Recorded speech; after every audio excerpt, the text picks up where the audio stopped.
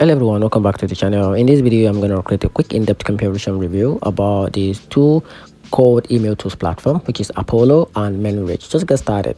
Apollo stands out as a full-scale sales intelligence platform with cold email outreach, lead scoring, CRM, phone dialing, and detailed prospect data for over 270 million contacts.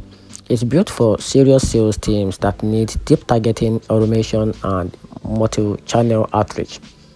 Manyreach, by contrast, focused on simple and fast cold emailing with an intuitive interface, easy personalization, and minimal setup, making it a favorite among freelancers and small startups who just want to send high-performing email without blunt.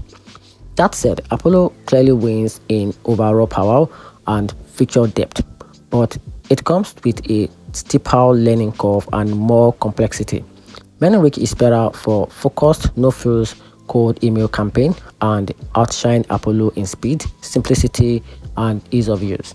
And here's a overall conclusion about this. Apollo is for serious scaling and data-rich outreach, while Manyreach for lean, fast, and user-friendly campaign.